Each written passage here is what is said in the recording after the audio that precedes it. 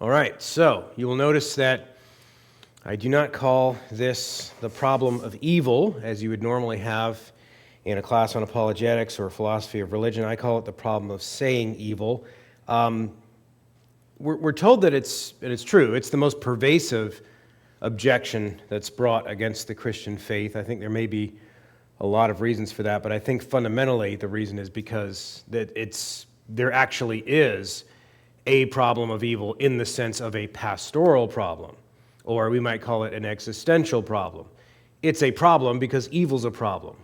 Evil's not natural. All the effects of evil are not natural. So it is a problem. What we are going to refuse to admit is that it is a philosophical or a logical problem. So I want to maintain just the opposite, that in reality the problem of evil is a devastating problem to skepticism and one of the more powerful proofs of the Christian faith. Now that might seem counterintuitive, but just allow me to explain here. Because when we see the logical preconditions, in other words, what must be true in order for our assessment of evil to be true, our ability to identify evil, to be able to say what's so wrong with it, to show all of its attributes, our ability to do that is going to depend on things that the skeptic can't believe in his worldview, things that he has to be committed against. In other words, the problem of saying evil is essentially this. The Christian can say evil, and the skeptic cannot. Not in any objective, meaningful way. We understand that he's saying that. But this is where the Christian apologist has to shift to the conversation. So let me just go over the outline real quick. We're going to start with the basics. What is evil? So we have to understand that in light of good. Then we're going to look at, this is usually the way it's divided into two, the logical problem of evil and the evidential problem. Now, they are not just distinguished in being different things, supposedly, but there's sort of a historical progression as well. During the Enlightenment, the logical problem of evil began to, and it wasn't new, but it began to be pressed against the deists especially. But the problem was, after about a century or two, and certainly by the 20th century, philosophers started to admit that you actually can't show this. And so it started to morph into the evidential problem. Now I'll explain what all that is.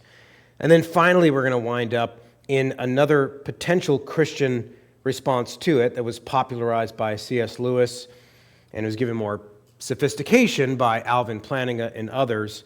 But we're going to reject this as a subpar, in fact, I'm going to say, it's unnecessary, it doesn't address the question, and it actually does damage to other areas of Christian doctrine. But we're going to assess that, and I'll show you why. Let's first, before I get to the beginning, the basics, let me just, a little grammar. And this is important. This is not just to give you grammar of a word that might be unfamiliar to you, theodicy. And it just comes from the same word as theology, but in this case, we are, in a sense, speaking for God. It is an explanation. So someone's theodicy is their explanation of the ways of God with evil. But that's being thrown on us in the midst of this and say, okay, well then what morally sufficient justification could possibly exist for this intense instance of suffering or whatever else? And when that happens, you've lost the plot. They never had it, but you've allowed them to shift the burden of proof, which should be on them, to being on you. What's the burden of proof? Can the skeptic meet his burden of proof to demonstrate an actual contradiction between the divine attributes, principally God's goodness, but there's going to be other attributes in view, you'll see, with the evil that exists in the world? They're putting this on us as a burden against the Christian worldview. We're going to say, well, let's back up a step. Can you even define what evil is? Or as the presuppositionalist says, by what standard? And by the way, this is going to be, I'd say, the one area above all in apologetics where the classical view is going to have the most in common with presuppositionalists. So we're going to have a lot of unity here. We'll say it different than the presuppositionalist will, but the reason I'm bringing this up here is to not mix these two things and to always bring it back to this. That's a good question. That's a separate study, and it has to come after. We have to clear this ground first. We have to let the skeptic know that he has no case here.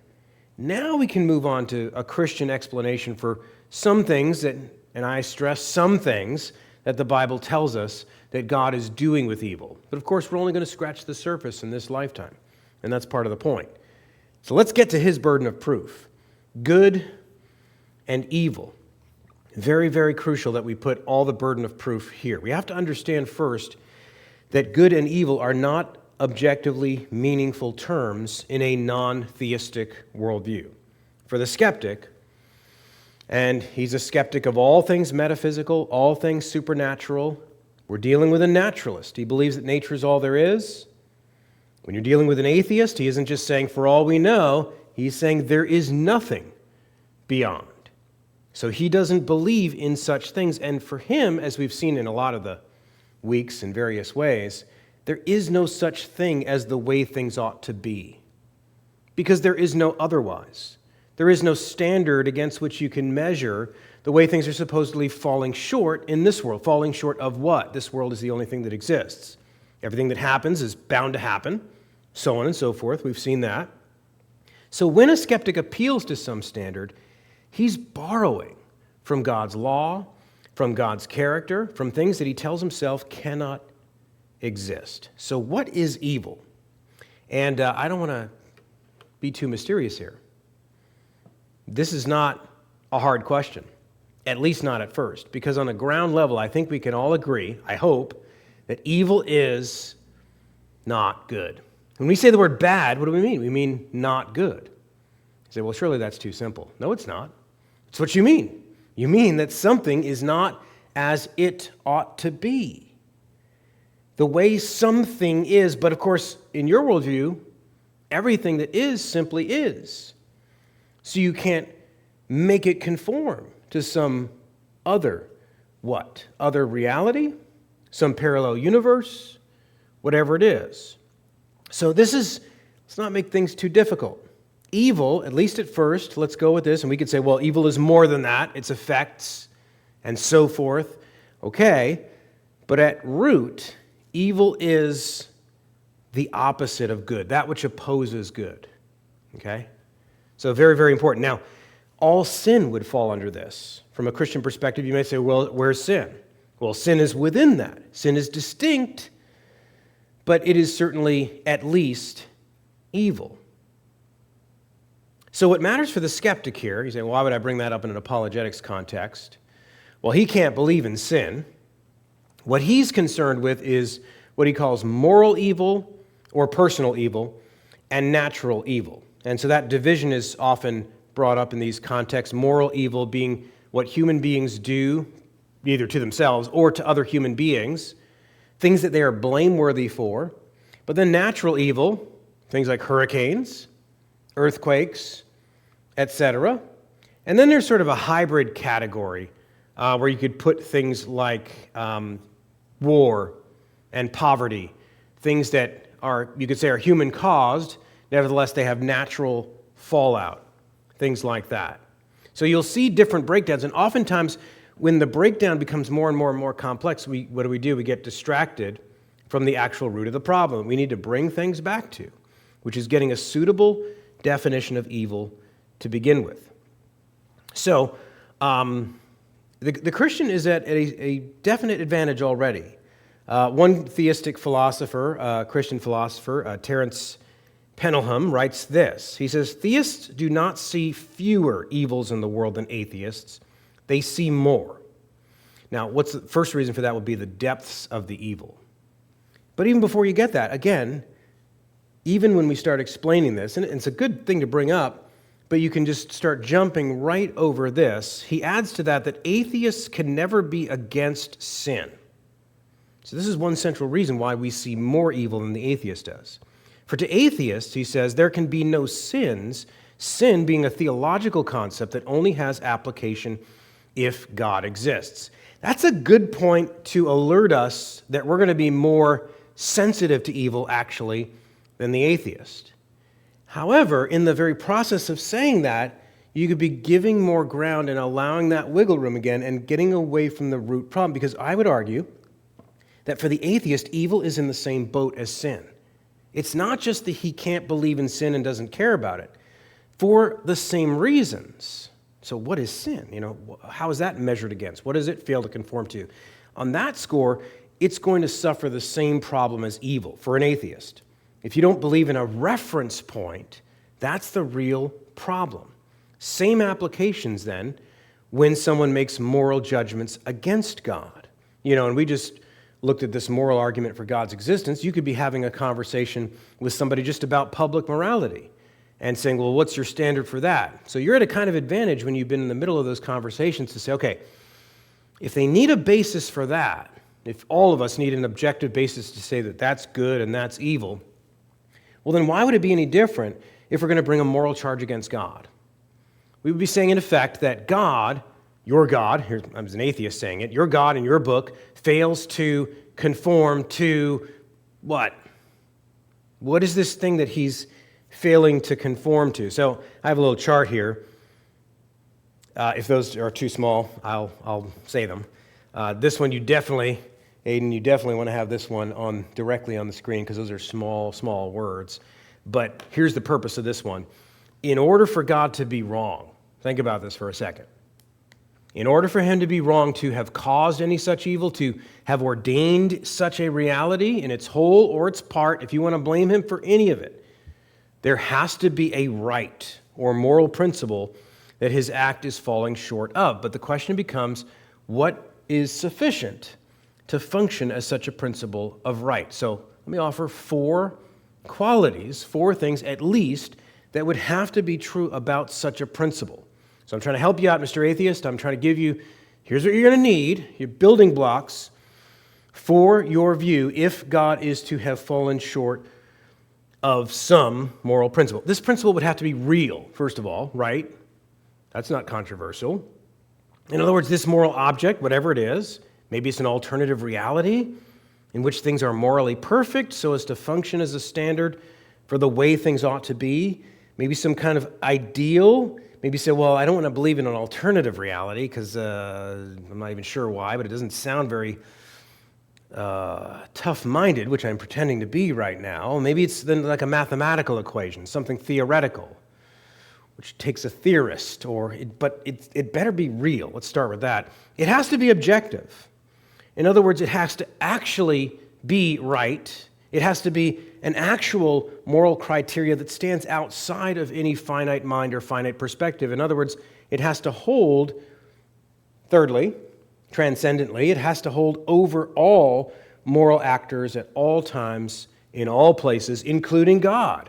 Because remember, God in this view is the one who's falling short in some way for the creation that he's made or some particular instance of evil. This standard would have to stand over him. It would have to have certain attributes of God, and therefore it would have to be, this is becoming a problem, and you'd have to at least know it. It had to be accessible to our minds in some way in order for us to make the case, especially to other minds, that God is falling short of it. Now, what have we seen already in some of the other weeks?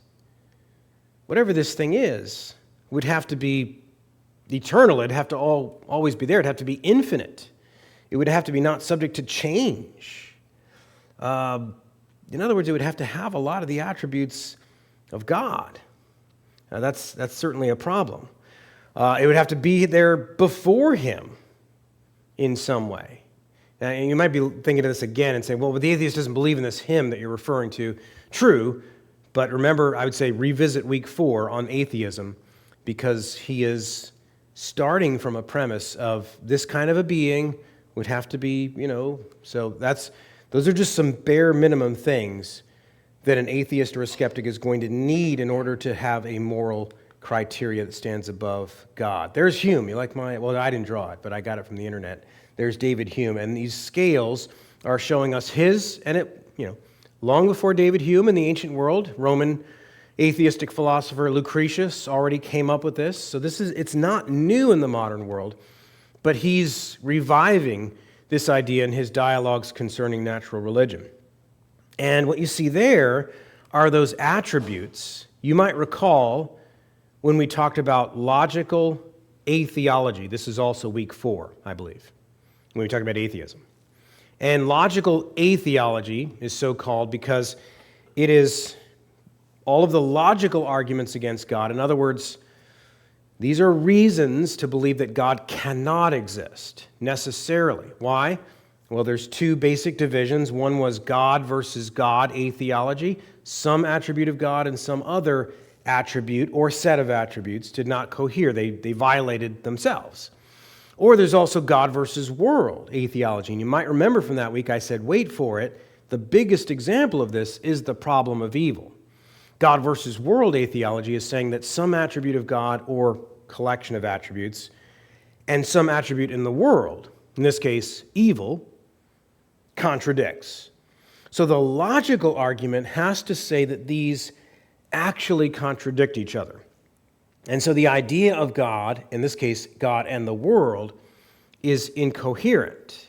So we want to watch the scales here to see whether or not this actually is going to tip against Hume or others who have made the argument. Let me summarize it concisely. And here, Hume is almost quoting verbatim Lucretius. He says this: is God willing to prevent evil? Sorry, there it is. Is God willing to prevent evil but not able? Then he is not omnipotent. Let me stop there. That's true. I find no fault with the first premise. Is he able but not willing? Then he is malevolent. And there's, like, most of what we talk about is going to be drilling at that second premise and saying, nah, you're light years away from being able to show this. In fact, you can't. But we'll see that. Is he both able and willing? Then from whence comes evil? So notice, again, the scales. Notice the coexistence of divine omnipotence and divine omniscience and divine omnibenevolence, or goodness. So it's not just good versus evil. Because as I'm going to show you in a second, when that doesn't float, because the atheist needs good to make his case, he's going to bring in other attributes, and a bit like a shell game, I guess you could say. He's going to bring in what an omniscient and especially omnipotent being could do, and therefore, because of goodness, now he's going to bring it back around and hope you forgot about the contradiction, would do. So think of the shell game going on the scale. I know I'm mixing metaphors there, but I like doing that. So before we draw out the implications there, just remember what we said, that this is a logical argument. It is an attempt to show that these cannot be. It's not an evidential argument. We'll get to it's not likely, it makes me feel, or, yeah, but what greater good could he possibly? We're going to get to all that. This argument's making a stronger commitment by saying these things are like that square circle or the married bachelor. They are a contradiction in terms. That's what they're claiming. That's quite a claim. So let's evaluate the argument for its validity and its soundness. And this time we'll bring in J.L. Mackie, who I've mentioned before, but a 20th century atheist, who's really just regurgitating, as most modern atheism is, a regurgitation of this or that part of Hume's writings. But Mackie puts it concisely. He says, in its simplest form, the problem is this: God is omnipotent, God is wholly good, and yet evil exists. There seems to be some contradiction between these three propositions, so that if any two of them were true, the third would be false. Again, clearly, God versus world sort of a claim.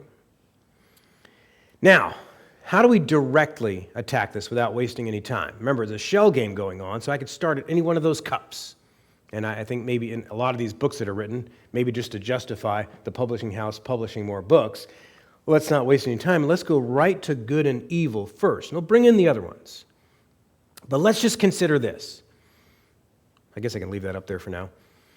If it is logically impossible that good, so that's the third of his, well, it doesn't even matter what order he puts it in. if it's logically impossible that good and evil, so we're going to leave aside omniscience and omnipotence for a bit. If it's logically impossible that good and evil could coexist at all in any sense, then either good or evil would not exist. Now, at this point, you might say, well, hold on, that's convenient. You just ruled out the rest of the shell game, as you call it, and then you're isolating good and evil, but they're not isolating good and evil. You're already setting up a straw man. What are you doing, Matt? Bear with me. I'm going to allow their other cups back in. I just want to show you something about good and evil, and then we'll work our way out to those other attributes.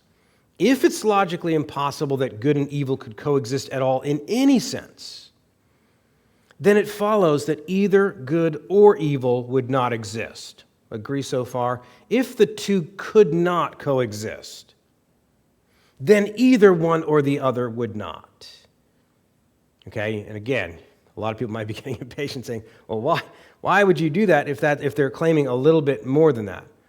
Okay, we're going to see that as we go on. I'm going to skip a page or two in my notes because there's two different ways I say it, and I don't want to say it the first way because I just want, for time's sake. Because again, I'm not finding fault with the premise from 2 slides ago. I'm not finding fault with the first premise. Is God willing to prevent evil but not able? Then he is impotent, okay? I mean, that's just analytically true. That's like saying that if God is not able to do something, then there's some real power that he lacks. Well, yeah, but that's going to be completely irrelevant. Why? And here's the first reason I'm isolating. The Christian claims, and especially a Reformed Christian, who can more confidently say this, that stopping all evil on contact or before it existed was not, in fact, God's will. We are actually not embarrassed to say that in some way, now if you're interested, Mr. Atheist, as theologians, we actually distinguish between different senses of God's will. Now, you may not be interested in that. I'm only pointing this out to other Christian apologists to say there's a great advantage in doing theology and in allowing your theology to help you out here. We are actually not embarrassed to say that God was willing that evil exist. He ordained it. We are not apologizing for that. So that's going to start to neutralize that first premise anyway. It's why we actually don't care about it. We're not bothered by it in the slightest bit. So that brings us to the real battleground of the argument, which is the second premise. Is he able but not willing? So that's the first reason to take omnipotence to the side. It's actually irrelevant if you are a consistent Reformed Christian. Is he able but not willing? Then he is malevolent. Here's where the claim is really made. What they're saying is a perfectly good God would be so willing to eliminate evil. Now notice they are not just setting up some question to us in the form of a question mark and saying, ooh, what do you do about that? Ooh, you've never thought about this?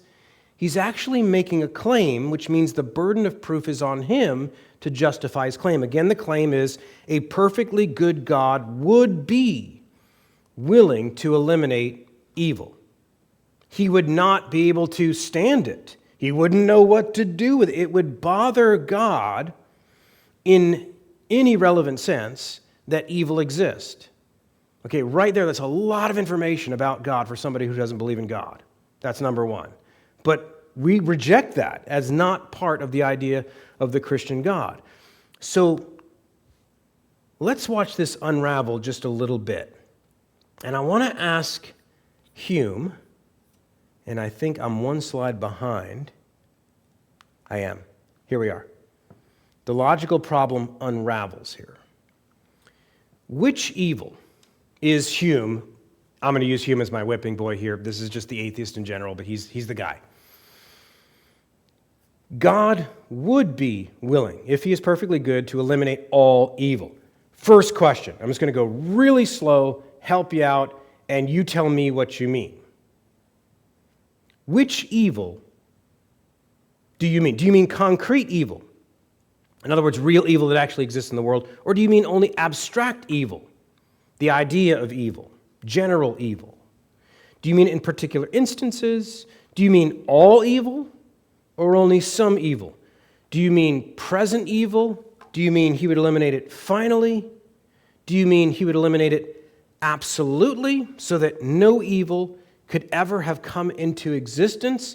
And I have to ask, if you're going along this path, why wouldn't it just be the last one? I mean, why stop short? Why not say that he would eliminate all such evil, which is kind of how their objection is. It's weighted that way. It depends on that. Well, let's tease that out a little bit and see if we can do some process of elimination. And I call this first problem the per se problem. I've already hinted at it, but let me just hammer it home. Suppose what he means is that good per se cannot exist with evil per se. What if that's what he means? Well, consider that if it is logically impossible that good and evil could coexist at any time in any sense, I realize I said this already, I want to hammer it home, then either good or evil would not exist. But if evil does not exist, now I'm just going to draw the conclusion. If evil does not exist, well, then there's no problem of evil. So there goes his argument on one side. But if good does not exist, then there's no standard by which to call something evil. So that evil falls once again on the other side. Consequently, the thesis that good and evil cannot coexist per se in any sense is illogical. Now, of course, he's going to say, okay, great, but I'm not saying that. I'm saying about a personal being. A personal being cannot coexist with well, then I would jump in quickly, then Hume can't exist because he's at least a personal being that is capable of condemning evil by some good standard. Of course, he's going to jump in against it. No, I'm not saying just any old personal being, but a personal being such as your God, who is both perfectly good and who has all of the power, has all the wherewithal to do more than condemn evil, but to solve evil. Well, that's not going to escape the problem. I'll come back to this picture. Mackey puts it again in these terms. He's going to give you a standard. That good is opposed to evil in such a way that a good thing always eliminates evil as far as it can, and that there are no limits to what an omnipotent thing can do. Again, we agree that there's no limits in real things that an omnipotent thing can do, but he's loading into that something else. From these, it follows that a good, omnipotent thing eliminates evil completely. But what's key right now, I'll pick on this in a second. What's key right now is eliminating evil completely means all evil. If they're consistent, it's an absolute destruction of evil. The very idea of it cannot coexist with such a good being. So I'm going to call this the on-contact problem. Killing evil on contact. This difficulty, when you think, well, that's silly. No, but the atheist isn't saying that. He's saying more than that. True. But that problem is actually not going to go away. His argument actually still depends on this, even when he starts adding the other cups in the shell game. Here's why. If the whole essence of such a being is that he would destroy evil per se, you might say destroy it on contact. This has to include each case of evil in every instant. Why not? Whether past, present, or future. The very thought of it. Why allow the slightest entertainment of evil? If good and evil cannot coexist in principle, no exception can be made in theory, extent, or stage of development. But in this case, such a being will need to know two things. And again, in this case, it's not Hume. It's his projection of God as he sees it. Such a being that he thinks Christians believe in would have to know two things. He'll need to be able to identify evil in order to eliminate it. Therefore, he'll need to know what evil is. Therefore, he'll have to know what good is. So you're right back to the original problem. He will also need to know all locations or sources of such evil in order to oppose it in each particular case. If such a being must do this of necessity, it follows that it must do so instantaneously. Now, I'm going to allow him to say, no, he wouldn't have to do it instantaneously. He wouldn't have to do it in each instance. It's only when it gathers enough problems and so on, and that's going to create the opposite problem. But recall so far that the logical argument demands that one of these attributes cannot coexist with the other in principle. That's what a logical problem is. If such a being did this, eliminated it, in each and every case, and it would seem that evil could never exist in any form at any point, even in his mind. Evil would be a logical impossibility, and no mind, not even an all-knowing mind, could attribute anything to it. It would be a meaningless combination of words like those square circles. Now, of course, the skeptic doesn't believe that either. He does believe in evil. He does have a standard, and he's going to try to revive a kind of standard. But he's going to say this. He's going to have to say, no, he wouldn't have to do this on contact, as you're calling it. Evil can exist at a point. This is the atheist talking now. Now he's going to revive evil. Evil can exist at a point in time or space or his own mind in order to destroy it. But I have to ask the atheist at that point, now what's the difference between your argument and what the Christian is saying? Now you're allowing that evil can exist for a time.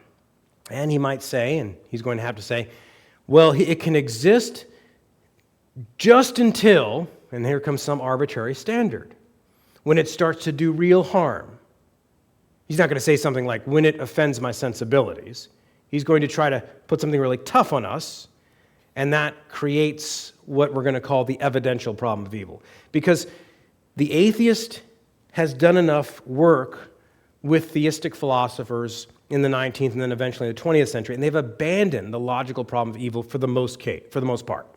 Because they see this problem, they cannot actually make the terms actually necessarily go against each other. They're actually saying something like this, and frankly, this works to their advantage anyway, because the whole reason the problem of evil has the sting that it does is because it has the sting that it does. It's not, the problem isn't a logical equation. The problem is that every single one of us is hurting. I was in the middle of this conversation one time at a downtown in Boise, doing campus ministry, and there were two guys, one of which I had worked with in the past. I knew him, and he was an unbeliever, but he came from a Christian house, so he knew some of these things already. But he brought an atheist friend with him, and I'm having a lot of success. I'm making them think. And then some Christian buds in and says things like, and one thing in particular, and he's not alone in this, yeah, but you can't say that to somebody on their deathbed. What was he saying? You can't say something too powerful, too right, too absolutely smoking the entire landscape and showing they're hurting. To which I responded, of course. There's a couple things you could say to them at that point. One is, this person's not on their deathbed. What's happening here with the shift to the evidential problem of evil is that the whole argument starts to then change the subject, to play on our heartstrings and to talk about things that are real, where the problem really is, but they're cheating. They're not coming to you as some blind beggar on the streets of Calcutta, missing limbs. They're coming to you as an arrogant Western philosopher or a student of philosophy, and when things start to not go their way, much like a tyrant in war starts to hide behind human shields, they start to hide behind real things that we all ought to care about and shudder at. And this should be a part of the discussion as long as you understand that your argument's changing. And by the way, here's another reason why it matters. This argument will still be smuggling in logic. It's still going to depend on a bunch of things that they're saying that this cannot be the case, that God exists. Sorry, let me just develop this idea a little bit. Because what they're really saying here in exasperation is, but the world is filled with evil, filled with suffering, and it seems inconsistent with a good God. So now you're not saying this cannot go with this. Now you're saying, I can't see something. And I agree, you can't. And by the way, I can't either. But that's why I showed you that slide at the beginning. Now you're talking about theodicy and not the problem of evil. Okay, but this represents the shift from logic to evidence. And with it, the beginning of the shift from tough-minded skepticism to hiding behind the existential dimensions of pain and suffering. At first, it seems, and that's why it's called this, you're moving to an inductive argument, to particular concrete instances, and then you're wrestling, you're saying, I can't see what God, and in the process, you have to be able to catch this, they're changing the subject now. They're no longer talking about the Christian's burden to unravel this, and now they're putting on the Christian some burden to explain it, which is a good question if you're honest that that's where you're at, but it never is the case. So what's meant by evidence here in this particular instance? What they're really saying is this. They're making another claim. What morally sufficient reason would God have for ordaining X instance? And you'll just hear me say X to stand for any amount, and it'll have to do with the scope of the suffering, the extent of the suffering, maybe over time, the intensity of the suffering, the senselessness of the suffering, and under that sometimes then it'll be the weakest. So nobody says that Hitler suffering in the bunker is senseless, or some mass murderer in court, he's going to jail, he's going to suffer in jail, but nobody uses that example because you see that as a portion of justice. Instead, you're going to point to child suffering, or maybe animal suffering is used as examples of this. What are you doing? You're reaching down into the things that it would be obscene for us to answer. Why would it be obscene? The other thing I told that person, by the way, is, you know what's really heartless? Is giving someone a version of Christianity in which God always blesses us, or in which there's no suffering to expect in this world, and then they don't have a theology of suffering until the suffering hits. Okay, that's actually what's really heartless, if you want to know what's heartless here. But we're having these conversations, hopefully, either long after when we're reflecting, or hopefully, preferably before there's been suffering. Well, in examining how the argument progresses, because Hume does go here in his dialogues, one 20th century philosopher, doesn't appear to be a Christian on this particular thing, but a guy named Nelson Pike, he finds a lot of these arguments unconvincing. And he shows this by means of an analogy to a parent administering bitter medicine to a sick child. And this is a typical analogy. And he concludes that when we are assured that a parent acted in the child's health and happiness, the fact that he knowingly caused discomfort, bad medicine, discomfort, there's actually surgeries that are painful, but why do you do them? Because they prevent. So you could put a doctor into this analogy too, not just a parent. When we're assured of that, the fact that he knowingly caused discomfort is not sufficient to remove the parent from the class of perfectly good beings. Big sigh of relief there whenever I read things like that, the way philosophers talk about it. That example might seem trivial, but actually all it's meant to do at first is to rule out one criteria in order to focus on others. In other words, suffering per se, because we're all agreed here in this conversation that God's causing it, the atheist is just making that as a charge, that we can see many instances in life in which suffering causes growth, causes us to avoid some pitfall or to become worse in ourselves. So the refined question remains, in light of that instance of suffering, whether you're talking about its intensity, its scope, extent, whatever, what greater good could justify it? Again, we have to remind the person that that is an explanation of the ways of God. The Bible does say a lot about that. But again, that you're changing the subject.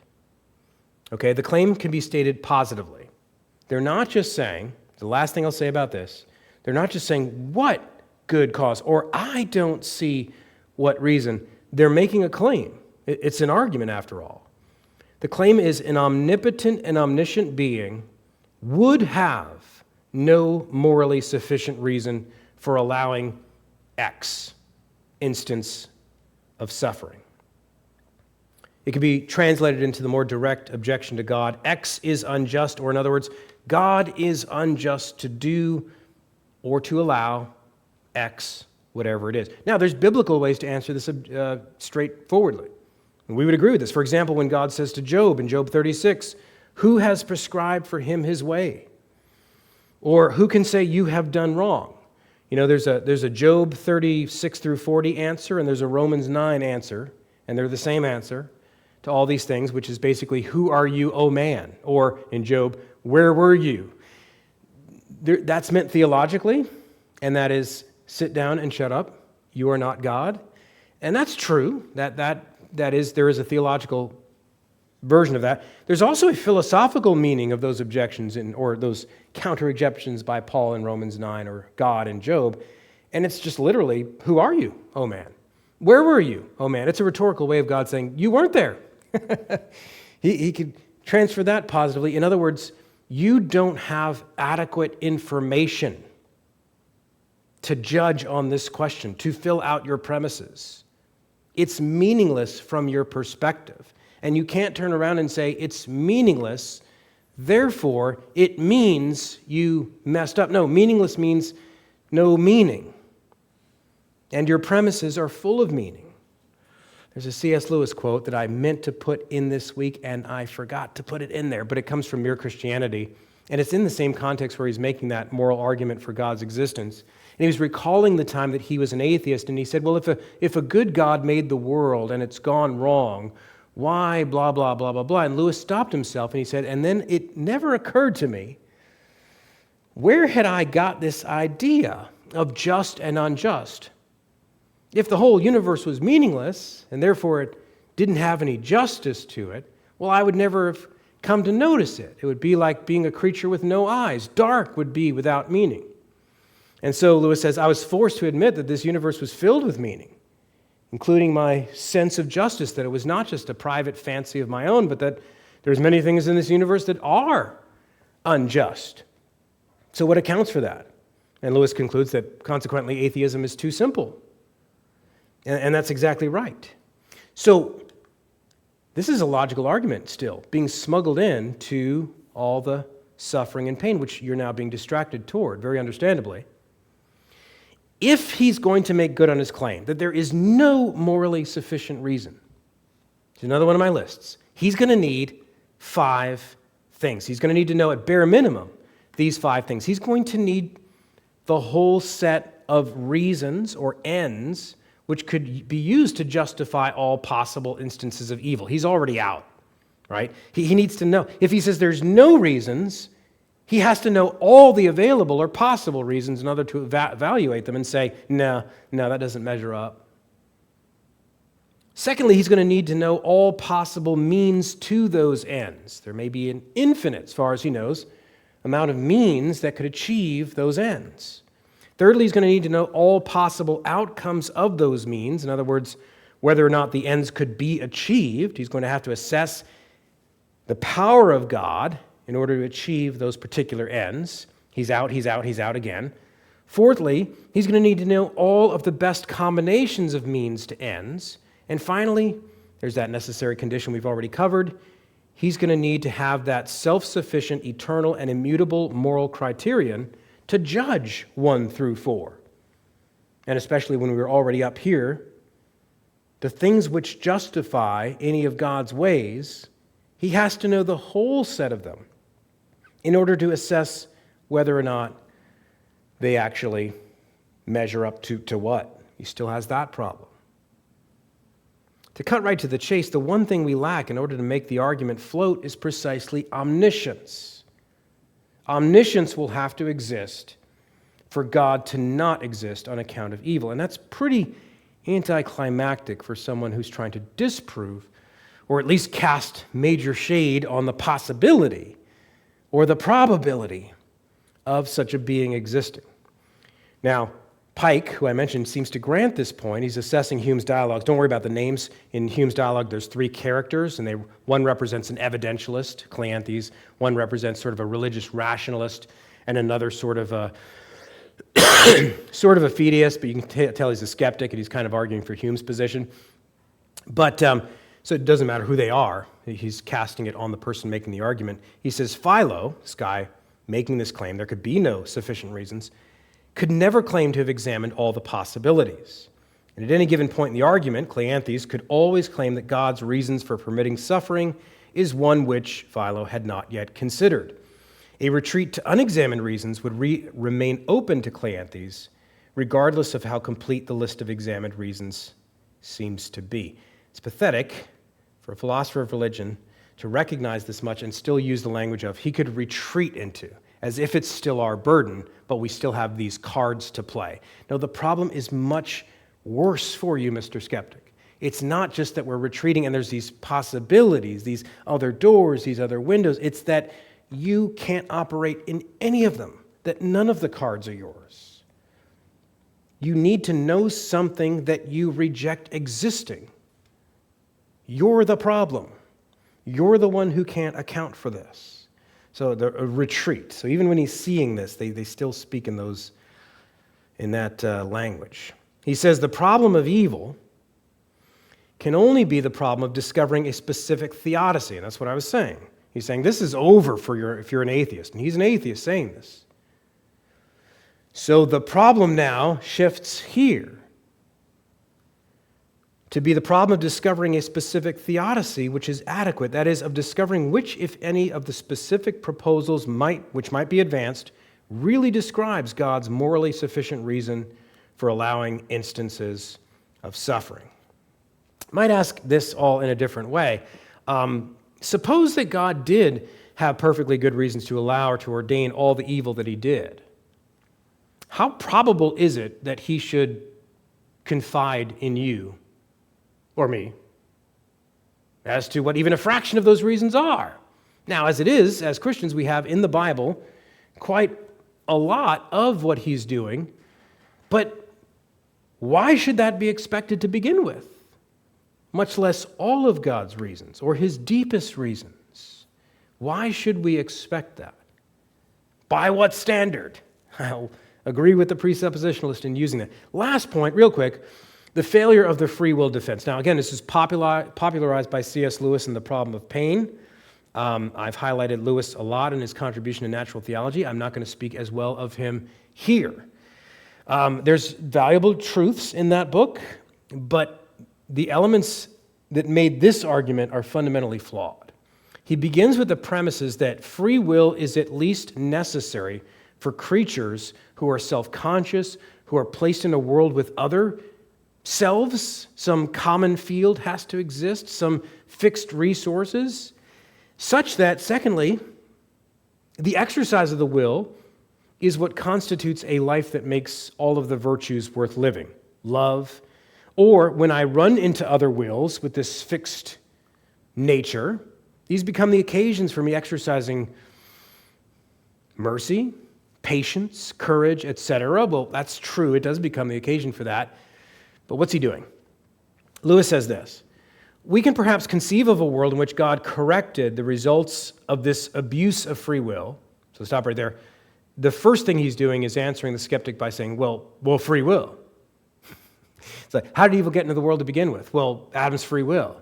Okay, Adam did exercise his free will, and that's the avenue in which it took place, but you totally didn't answer my question. I'm asking about the origin of it, or the blameworthiness of it, and you haven't touched either of those.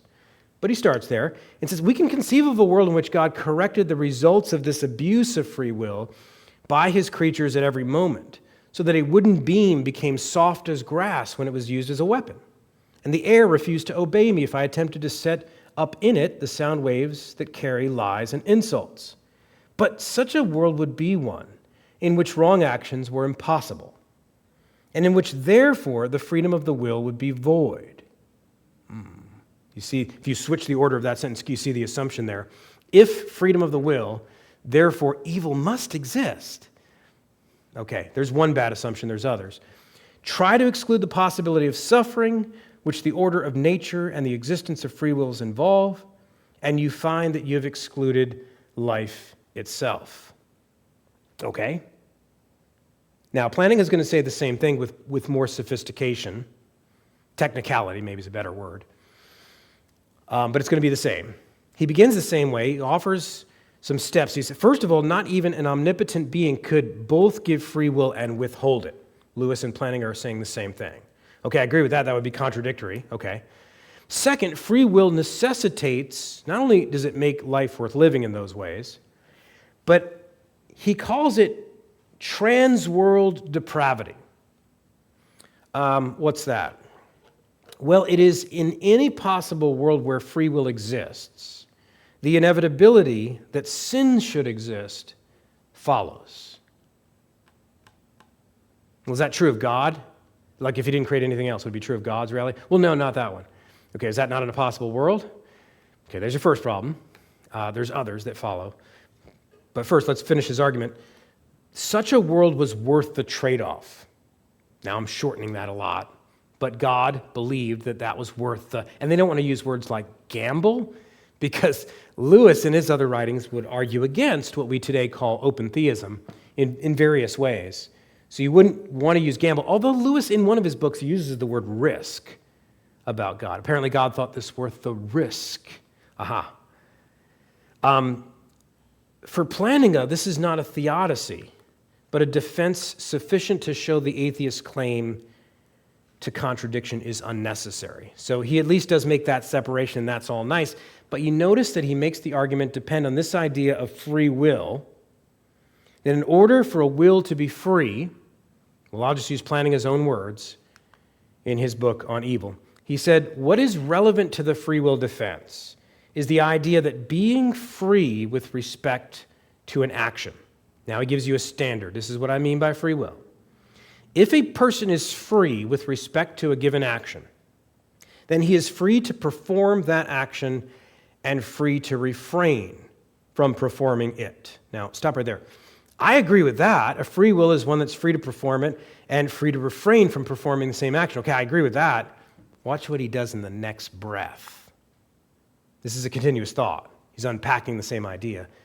In other words, no antecedent conditions and or causal laws determine that he will perform the action or that he won't. Stop. By the way, this is what's called libertarian free will. And we reject that. We would believe in compatibilistic free will. What's the difference? When he says that a free choice is one that can either choose this or choose otherwise, you're like, okay, tracking with you. Self-determination, I'm the one choosing. I'm not being coerced. That's what most people mean by freedom. I'll buy that. Meaning, he's going to smuggle something in. No antecedent conditions and or causal laws determining that he will perform one or the other. Okay, so here's me. Here's choice, lifting this, versus option B, not choosing to lift it. I can do this, and nobody's forcing me to do it. That's what I mean by freedom. Okay, I agree with you. He adds, nothing in me, you see, he doesn't make, I agree that nothing outside of me, a guy with a gun to my head, I'm under duress, my freedom is limited to that extent. I'd agree if he's saying that. He's not. He's saying more than that. Not just somebody with a gun to your head or something outside of you. No antecedent condition includes no antecedent condition in you. No causal laws determining includes no causal laws in you. In other words, what they're saying is this. This is foundational, by the way, to the difference between Arminianism and Calvinism. Is they're defining free will to mean your own nature cannot be naturally inclined to one thing or another, or else it's not free. That would be determinism. False. And this idea gets a lot of mileage in a lot of different, but here he's saying it functions in the free will defense. So here's another strike against the free will defense, is its notion of free will is completely nonsense. They say, well, why would you even care? Lastly, Mackey, an atheist, even sees this. He says, why could God, and he's responding to people like Plantinga, why could God not have made men such, I'll just read it from here, my eyes are bad, such that they always freely choose the good? That's a good question. He said freely choose, because they would be automatons. You haven't proven that yet. God is perfectly free, and he always chooses the good. Are you saying he's less free? Come back to that. Mackey says, if there is no logical impossibility in a man's freely choosing the good in one or on several occasions, there cannot be a logical impossibility in his freely choosing the good on every occasion. I agree with Mackey, the atheist, against Plantinga, the theist. I agree. That's a good point. Why does this matter for the Christian? Two doctrines go down the tubes if you embrace this idea of free will, libertarian free will. One, I already hinted, the doctrine of God. Is God a less morally significant being than one of his creatures? Is he less free than one of his creatures because it would be impossible for him to choose evil for various reasons that we could unpack? Here's another problem: the eternal state. What is the power that will cause us to never fall from God? Is it something in our will that just keeps performing? So you can see the idea. This creates problems. How you do apologetics sometimes can start to unravel even your own beliefs. Sorry, questions or comments?